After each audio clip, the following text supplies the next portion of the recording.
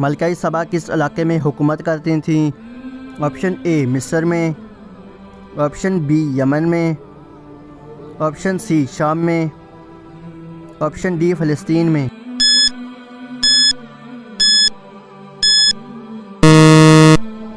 सही जवाब है ऑप्शन बी यमन में। सवाल, हज़रत अबू बकर रज़ी अल्लाह अन्हु ने किस दिन वफ़ात पाई थी? ऑप्शन ए मंगल के दिन, ऑप्शन बी बुध के दिन, ऑप्शन सी जुमेरात के दिन, ऑप्शन डी जुमे के दिन।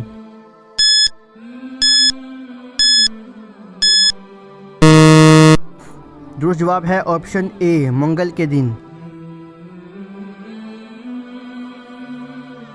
सवाल, किस नबी पर 30 सहीफ़े नाज़िल हुए थे? ऑप्शन ए हज़रत आदम अलैहिस्सलाम, ऑप्शन बी हज़रत इब्राहीम अलैहिस्सलाम, ऑप्शन सी हज़रत याकूब अलैहिस्सलाम, ऑप्शन डी हज़रत इदरीस अलैहिस्सलाम।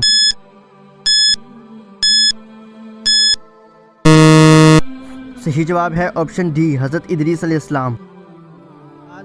दुनिया की सबसे खालिस ज़ुबान कौन सी है? Option A Arabi, option B Farsi, option C Hindi, option D Urdu.